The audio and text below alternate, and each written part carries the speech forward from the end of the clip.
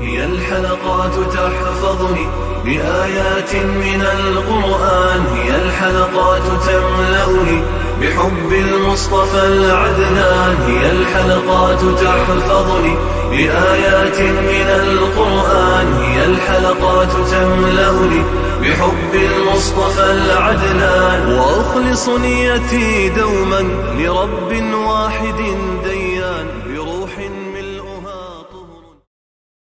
Sure Ankabut tefsiri 41. ayetinden başlayıp okuyayım inşallah. Bismillah, elhamdülillah, esselatu vesselam ala Resulillah. Esselamu aleyküm ve rahmetullahi ve berekatuh. Tüvende dektanlığa İbn Kesir rahimahullah'ın Kur'an-ı Kerim tefsiri Uygurca tercümesi Ankabut suresi 41. ayetinden başlayıp okuyayım inşallah. Euzubillahimineşşeytanirracim. Allah'ını koyup butlarını ma'bud qılıp alğanlarının misali öy yasıgan ömüçkinin misali oxşaydı. Yani ömüçkinin öyi onu ıssıq soğuktan qoğdayalmağınadek ularning çoqunayotgan butlarımı ularga hech qanday foyda ziyon yetkazolmaydi. Öylarning eng ojizi ömüçkinin öyidir. Agar ular bu haqiqatni bilsa edi, butlarga çoqunmaydi. Ular Allah'ını taşlap ibadet qılıp narsani obdan biladi.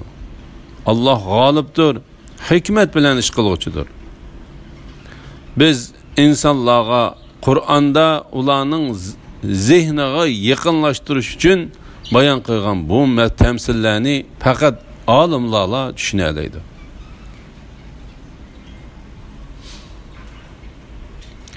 Mushriklarning ilahlarını ömüçkinin to'g'ri o'xshatish to'g'risida.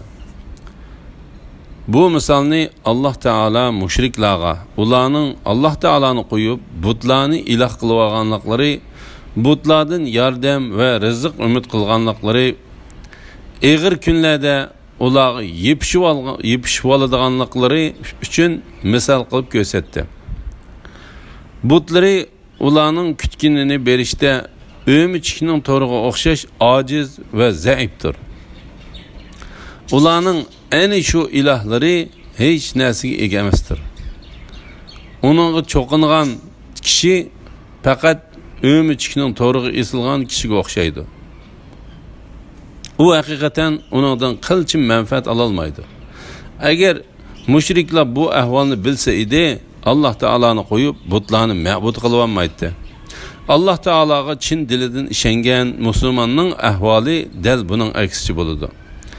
O Allah Teala'ga işinip durup şeriatga ergişip yaxşı emellerini kılıdı.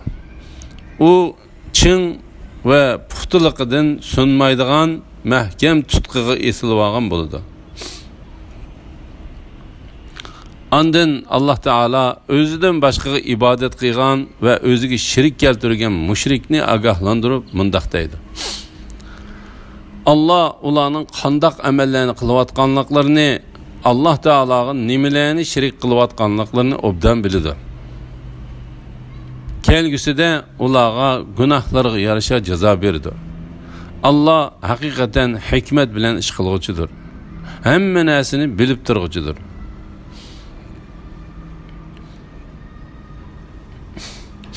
Biz insanlarga Qur'onda ularning zehniga yaqinlashtirish uchun bayon qilgan bu tamsillarni faqat olimlar tushuna oladi. Ya'ni bu tamsillarni faqat ilmda to'shqan va kamolatga yetgan olimlar tushuna oladi va fikr yurgiza oladi.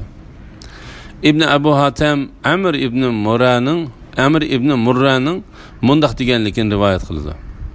Allah Teala'nın kitabıdan men tushunolmaydigan biror oyatni uchratsam, u meni qayg'uga soladi. Chunki men haqiqatan Allah Teala'nın biz insonlarga Qur'onda ularning zehniga yaqinlashtirish uchun bayon qilgan bu tamsillarni faqat olimlar tushuna oladi deganligini angladim. La ilaha illalloh Muhammadur Rasululloh.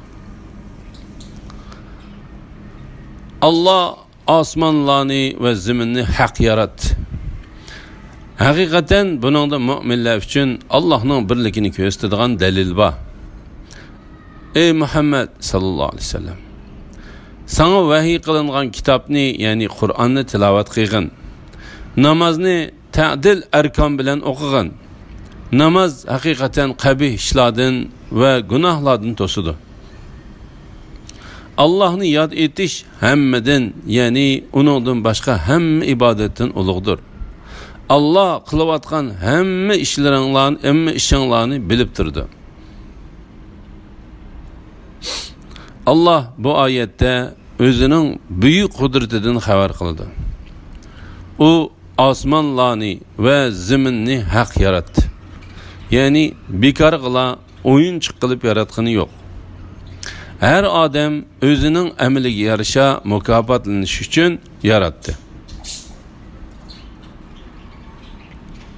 Allah yomonlik qilganlarni qilmishlariga qarab jazolaydi. Yaxshilik qilganlarga chiroyli mukofot berdi. Haqiqatan buningda mu'minlar uchun Allohning birligini ko'rsatadigan dalil bor. Ya'ni buningda albatta Alloh taolaning mahluqotlarni tanha o'zi yaratganligini, ularni yolg'iz idora qildiganligini, o'zining tanha iloh ekanligini ko'rsatadigan ro'shan dalil bor. Tabliğ qilishga, Qur'on o'qishga va namozni ado qilishga buyurish to'g'risida.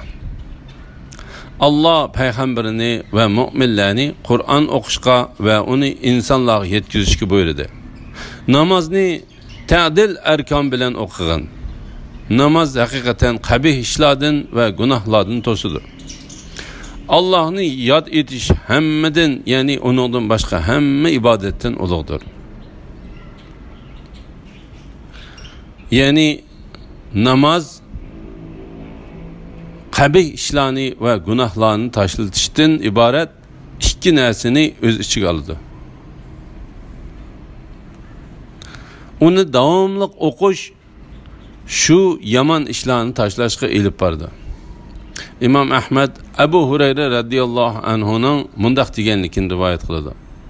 Bir odam payg'ambar alayhisolamning qishiga kelib, "Falani haqiqatan kechida namoz o'qiydi, tong otsa o'g'irlik qiladi" deganda payg'ambar alayhisalom, "Namoz uni yaqinda sen da'vatgan ishdan cho'qim to'sidi" dedi. Namoz o'qish Alloh taolani yod etishdan iboratdir. U bir ulug' burchdir. Shunga Alloh taolo mundaq deydi: Allohni yod etish hammadan, ya'ni uningdan boshqa hamma ibodatdan ulug'dir. Ya'ni Alloh taolani yod etish namozdan mu buyukdir. Alloh qilayotgan ishinglarni bilib turdi.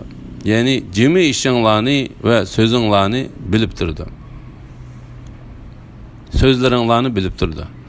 Abu Aliya Alloh taolaning namoz haqiqatan qabih ishlardan va gunohlardan to'sidi degan oyat haqida mundaq deydi.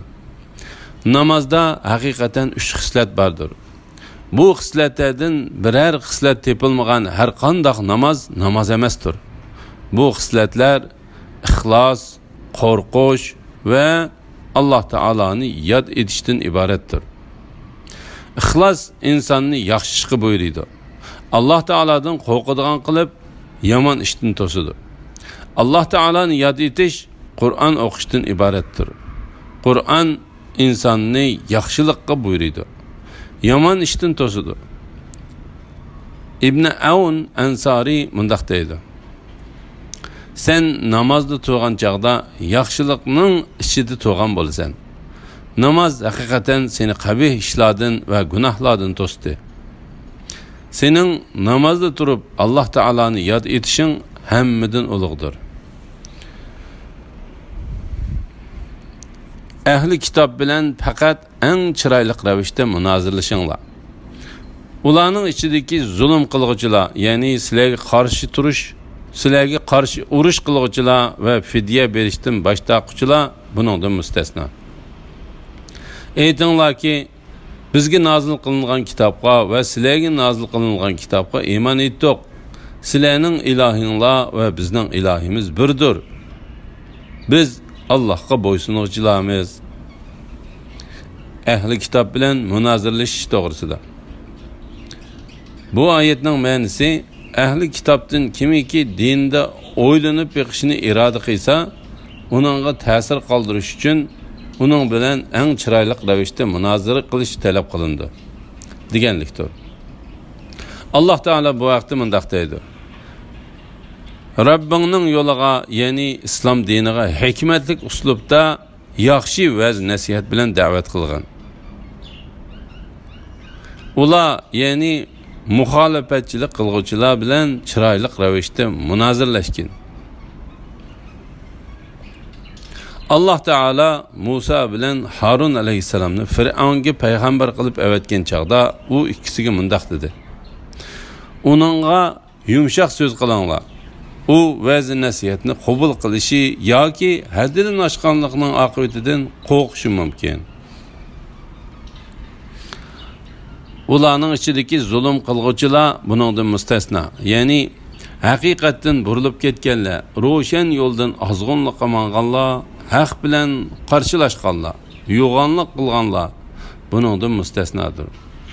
Bu chaqda chiroyli munozirlashishdan qamchiga yetkiladi. Ularni to'sish, haqiqatga qaytarish uchun ularga qarshi urush ichiladi.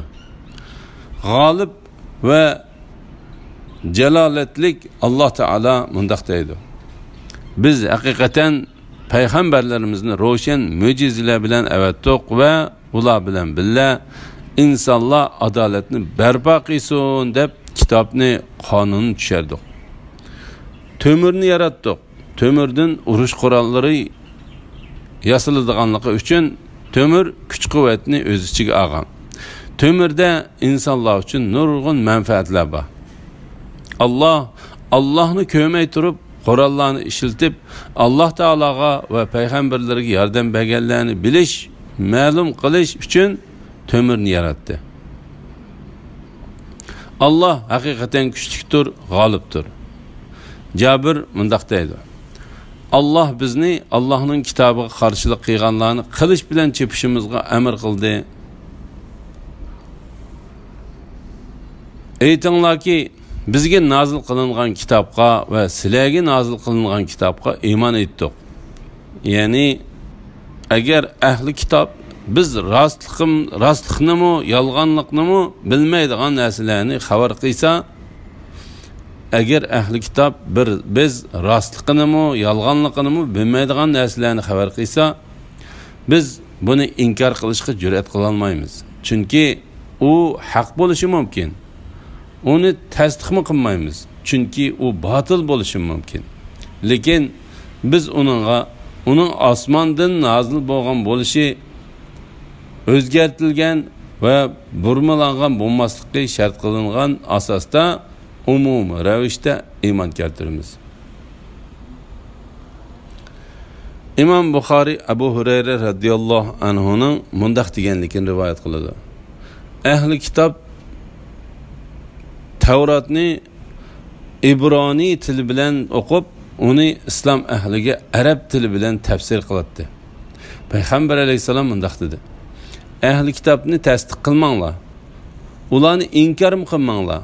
Aytinglarki, biz Alloh taologa, bizga nozil qilingan kitobga va sizlarga nozil qilingan kitobga iymon etdik. Sizlarning ilahinglar va bizning ilahimiz birdir. Biz Alloh taologa bo'ysunuvchilarmiz.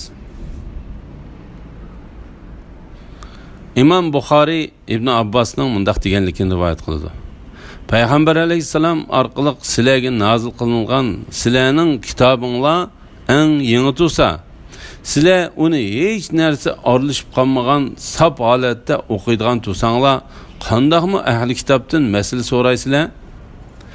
Payg'ambar alayhisalom haqiqatan sizlarga ahli kitob to'g'riliq so'zlab bergan. Ular Alloh taoloning kitobini o'zgartdi. Uningga o'zgartish kirgizdi.